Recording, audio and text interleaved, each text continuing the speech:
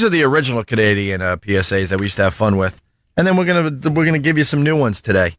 Those Canadians, they're kind of sick. They're sick people. They're so similar to us. Like you go up there and they kind of look the same, and the country kind of looks like the United States a little different.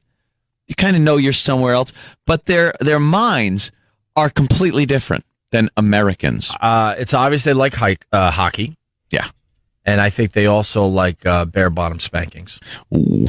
Yeah. And that curling. You heard it here first. Canadians love bare bottom spankings. Yes. Awful hairy Canadian asses. How do you know that? Just speculating. It's north. It's cold. Oh. So everything... They have hair on everything. Chimps. Here's the original Canadian PSA. Basically, what is this about? Sexual harassment? How to treat your female employees? Wait, we're doing the original ones, and then we got... Yeah, but I don't know which one, because there was the one from the diner. Oh, the boardroom. Okay, yeah. This is sexual harassment. And this actually aired on, what, Canadian TV or something? Yeah. Or did they ever air? Were they all banned or just that one? Two of them that were banned. Two of them were banned. These are the two that were banned. But someone out there thought this was a great idea, how to show people how they shouldn't treat female employees in the boardroom. Right. Look at the next slide. You can see now that our operating costs are up 23%. Ron, I think it's 19. No, the new numbers are right. It is 23%. You stupid bitch. Don't you ever correct me in front of people again. You think you are, you ignorant cow. You think you've got the right to tell me anything? You wouldn't get away with it here. You shouldn't get away with it at home. And they're talking to her, by the way. She was getting lippy. I get it. So it's more about, It's domestic violence. That's what they were. So basically saying, look, you control yourself at work when you want to go after a woman. Yeah. Just because you're in your own home, you can't be doing that. It's her fault. Wow. Jesus, Jimmy. You wouldn't get away with it at home. We're getting a request for Brother Joe's Police Stole My Car Christmas song. Oh, well, it is a Christmas season. Yeah, why don't we get that? We'll play that at the break for everybody. Hey, here's the second one with the restaurant scenario with the little waitress. Mm-hmm. By the way, this could be my favorite 30-second movie ever. Yeah. This is the greatest thing ever shot. And I think we'll get these PSAs up on ONDARadio.com later on this afternoon. Here we go. She spilled my coffee. I'm sorry, sir. You fucking bitch. I'll bring you a little coffee. How do you like that?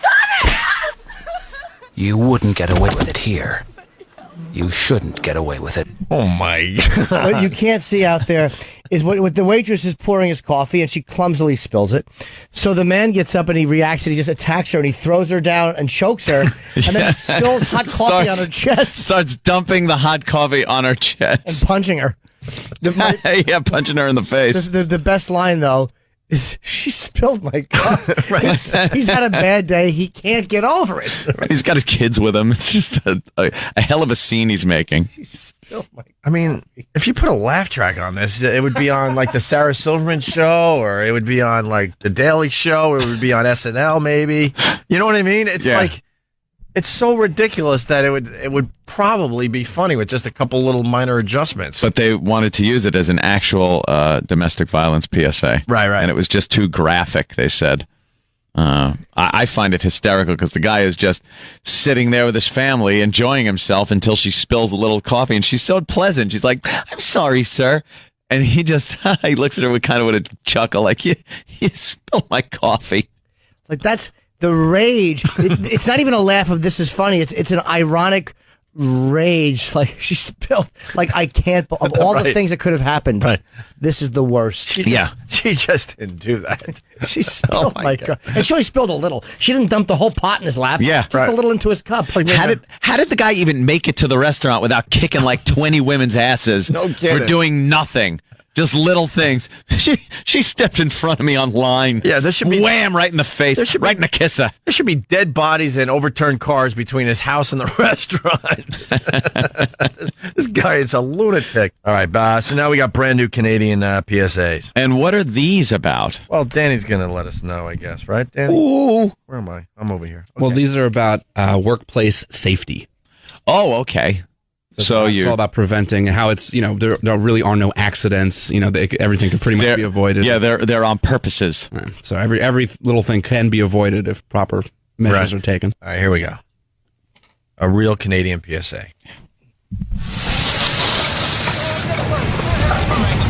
I'm working overtime because I want to take my family on a nice vacation.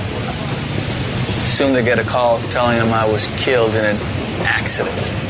But hey, I'm wearing a busted harness here. And the company should have checked those tanks. Oh, Jesus. It's been an accident! Run, get some help!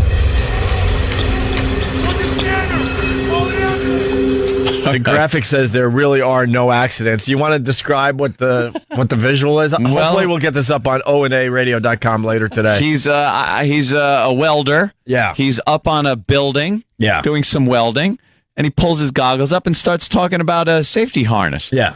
But his torch is still lit, and it looks like it's dangerously close to one of the lines or the tank or something. And as he's talking, you heard the explosion. It's a huge explosion. It just blows him out of the building. He falls about 5 or 6 stories into the side of a dump truck, and then bounces off the dump truck, and his lifeless body is laying on the ground. And then there's the graphic. There are no accidents. Yeah, he's dead. Yeah, they really do get carried away in Canada to get a point across. Yeah, they certainly do. Them with their warnings on the cigarette packs, pictures of like deformed babies and stuff. Right. And we go to Relax, Canada. Jeez, you're so serious. And then we got this. Look at that. Look at him just bouncing off the dump just truck. Laughing at the guy flying out of the building. Is this about the harness? Because the harness wouldn't have saved him with a fireball. No, that's just it. He's talking about safety and the harness, yet he's not being safe. Right. Wow, he just gets blown out of the building. Head first into the dump truck for more effect. How'd they get that footage, dude? I just love how they couldn't just leave it with him being blown off the side of a building. No, they have to have him bounce off the dump truck. Not once or twice. And then hitting the floor. Yeah. He bounces once off the boing, boing, hits the ground. Hits the ground. He just kind of slides out. He's an African-Canadian gentleman. Yeah. I guess that's what you'd call him, right? Yes. African-Canadian? And in the director's cut, after the dump truck, a bunch of horses run him over.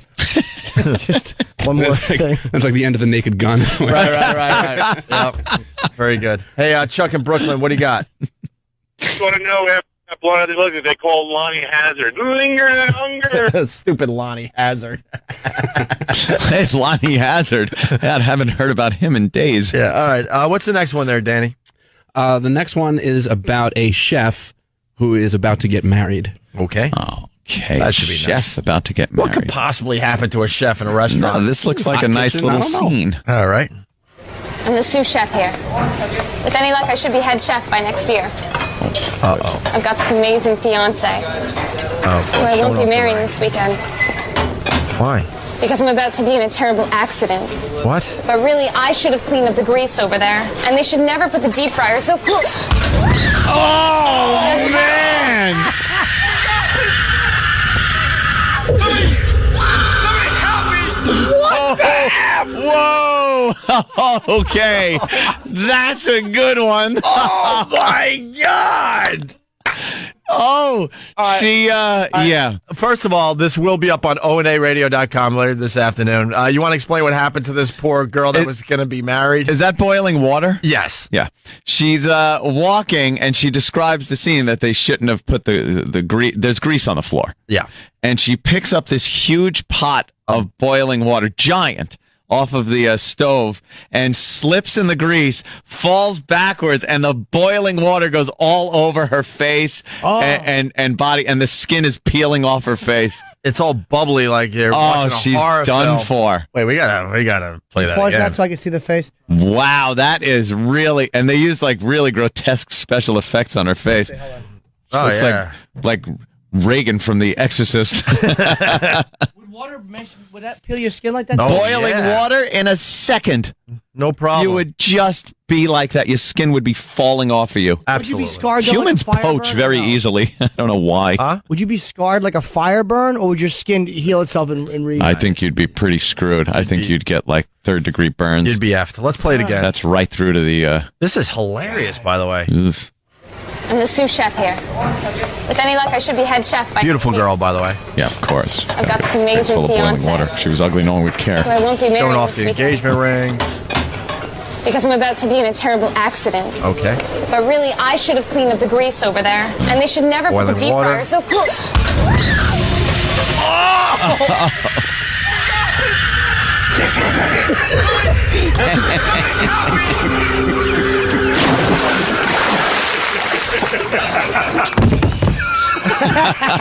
The old banana peel.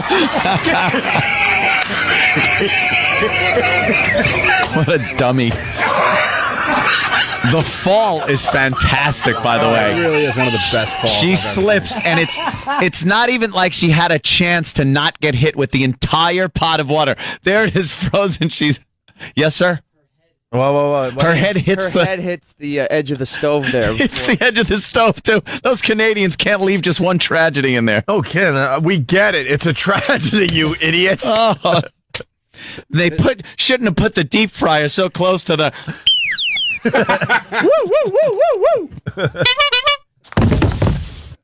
There's one. I'll have Eric bring it up.